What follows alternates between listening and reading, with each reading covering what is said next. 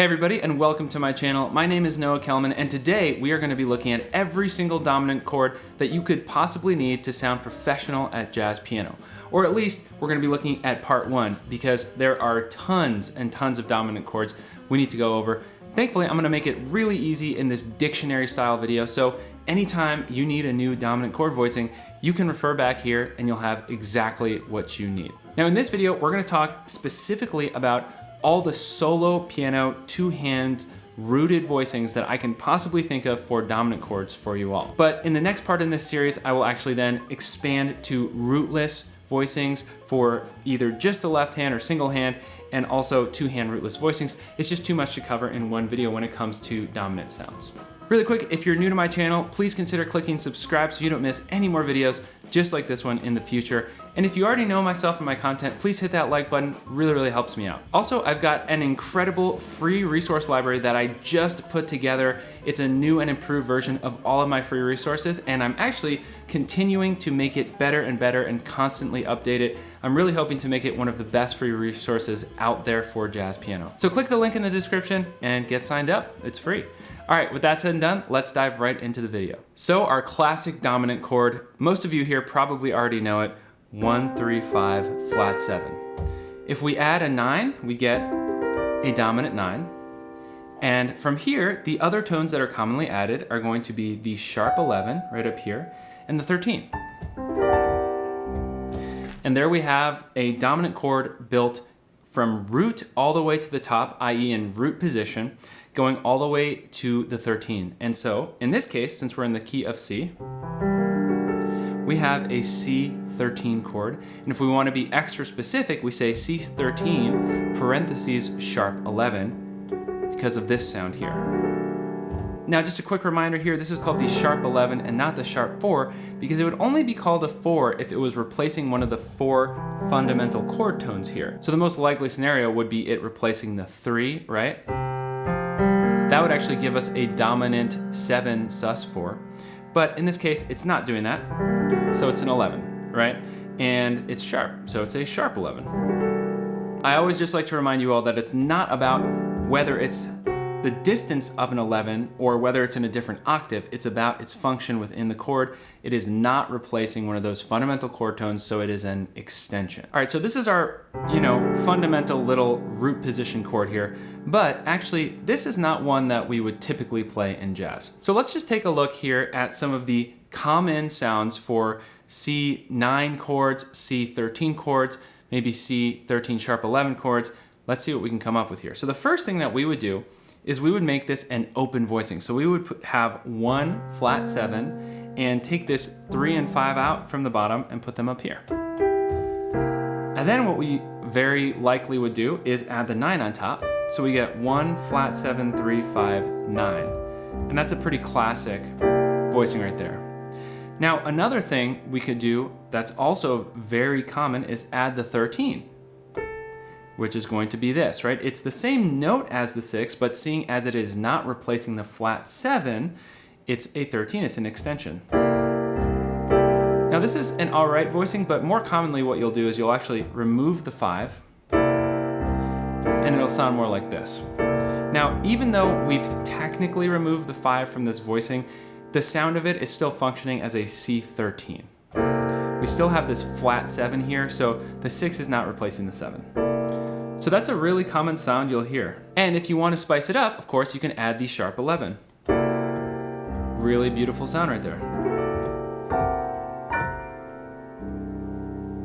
So here we have our C13 sharp 11. Now that said, in many cases, you could just write C13 and leave it up to the player to add the sharp 11.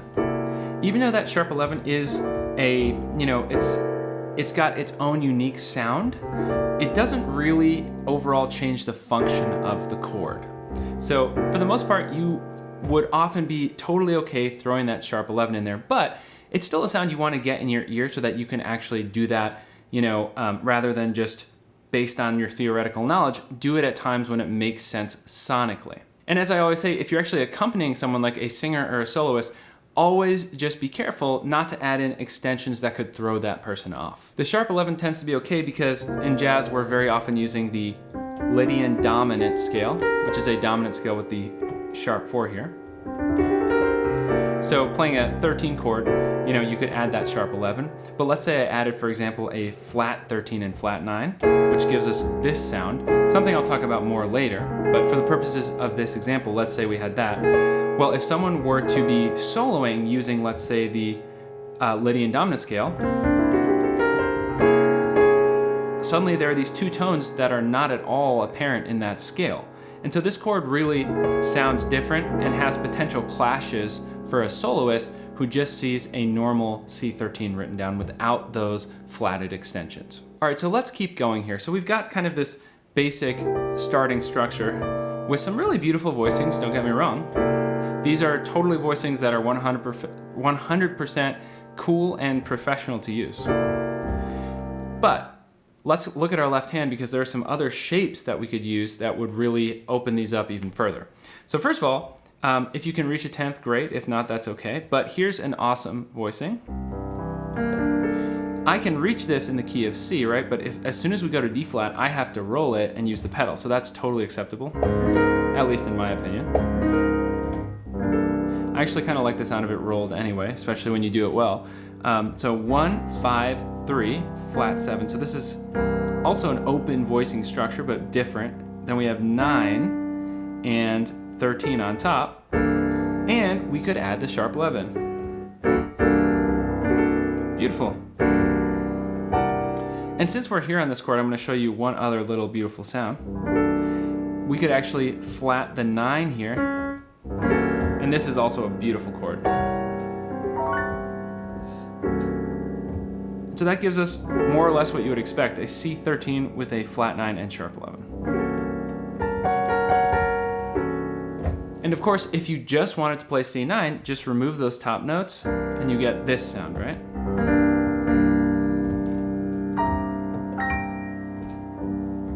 Oh, and by the way, if you actually want to have all of these voicings written down in an actual PDF source format, so it's easy to see like an actual dictionary, plus many other voicings included as well, some other crunchy cluster voicings and other voicings you probably haven't heard before. Check out the brand new PDF that I have just released that has pretty much every voicing that I could possibly think of in it for your consumption, and only voicings that I actually think are, you know, beautiful sounding voicings for different scenarios.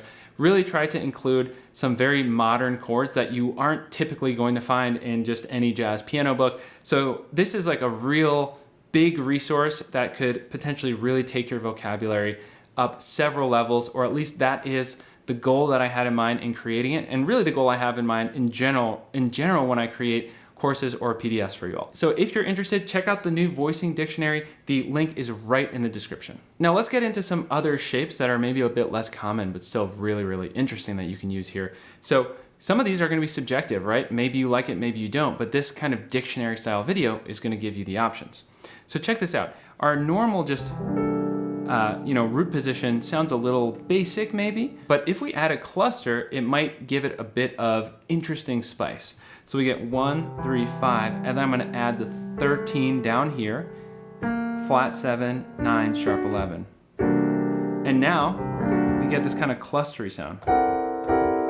It's nice. And you can also experiment with things, right? You could take the 3 out from the bottom and put it on the top.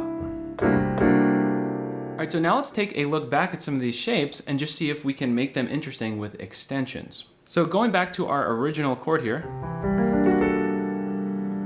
first of all we've got is essentially that root position bottom to top dominant chord up to the 13. But dominant chords are interesting because you get so many subtle changes in the sound, or really should I say subtle physical changes that manifest a pretty striking sonic difference. So first of all, let's just flat the 9. So we already heard this sound when I showed you this voicing. So here we go. So we've got a C13 flat 9 sharp 11. Now we could also flat the 13 and remove that sharp 11, and now we'll get this sound.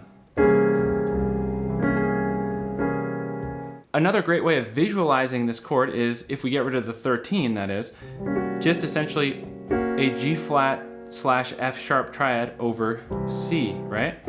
And so this is actually the sound of flat 9 sharp 11. So C7 flat 9 sharp 11. that tritone sound, right? The major a tritone away. Now, of course, if we sharp the 5, we get a C7 sharp 5 or a C augmented 7. And if we add a sharp 9, now we get a really classic sound, the C7 sharp 9 sharp 5. This sound is also often called altered. Sounds great with the altered scale.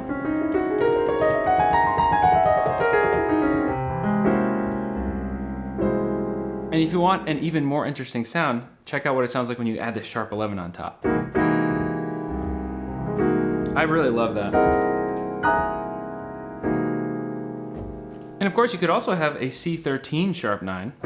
So you actually have the sharp 9 with a natural 13, which doesn't quite work with that altered scale. But it works great with the C half diminished scale. So now that we've looked at the basic versions of those voicings, let's look at some different ones that we can actually do as full two-hand solo piano voicings here. So let's go back to our nice spread out C13 here. So first of all, I showed you we could just add the flat 9 and sharp 11 here. We could also, instead of adding those two, add the sharp 9. Now we get this sound. I actually like it with the flat 9 as well. That's a really interesting sound. Especially down here. By the way, quick little pro tip here. If you take this chord, right, which is that F sharp over E sound, first of all, you can move that top chord in inversions. And so you get some nice motion with the right hand. Or if you learn to move it diatonically around the altered scale, you get some really nice motion. So if you had like a melody, you could do, right, and resolve to the 1 or wherever you want to go. We could also get rid of that G down there and just do this. And now we get this nice spread out sharp 9, sharp 5 chord. Again, we can add that sharp 11 up there. Cool. Now, so far we've been looking at kind of the 1-7 in the left hand and the 1-3, but you know, a 10th in the left hand, adding the 5 in there sometimes as well. What if we look at some other shapes now that could be a little bit more interesting? So check this out. What if we do 1-5-9, but then actually grab the 3 as well with the thumb? So we get this, and then we do 13 flat 7 sharp 11. I really love this one. You can, of course, add the flat 9 as well. A little bit clashy there, but you can get rid of the 9, and now, very interesting voicing. Another sound is the sound of the flat 9, flat 13, and so that's going to be essentially the 1-3 flat 7 flat 9. You can add the 3 in again here like I just did, and the flat 13.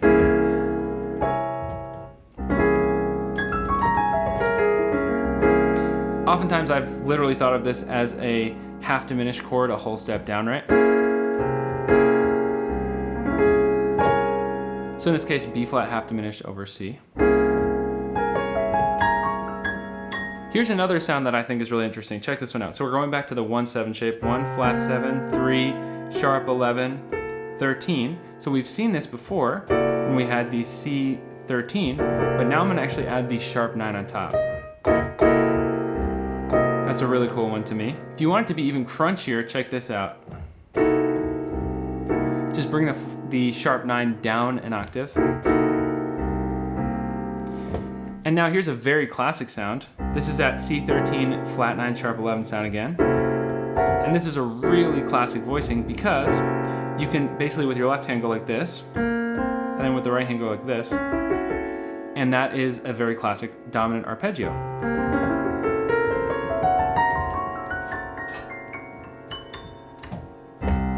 Great for starting off a sound, a song, excuse me.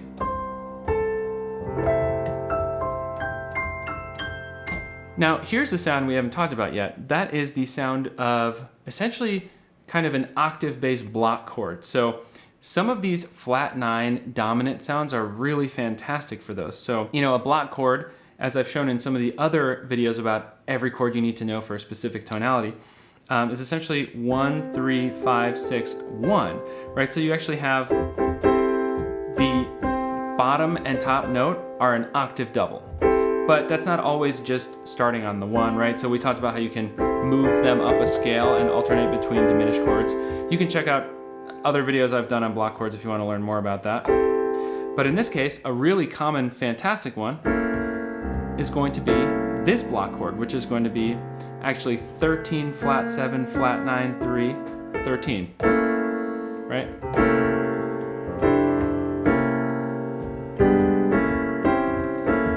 Really awesome chord to move around just intervallically.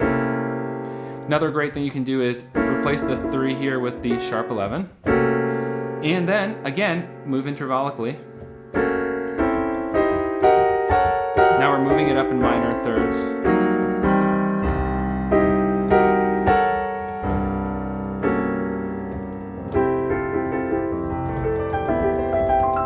And I bet you've heard some professionals do that trick.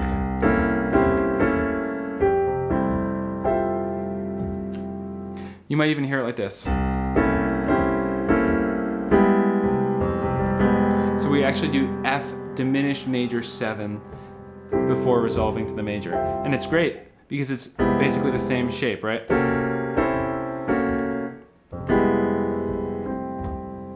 Beautiful little sound there. Hope you enjoyed that little pro tip. If you did, please hit that like button. Really, really helps me out with the channel. Here's another really common voicing, 1, flat 7, 3, 13, sharp 9.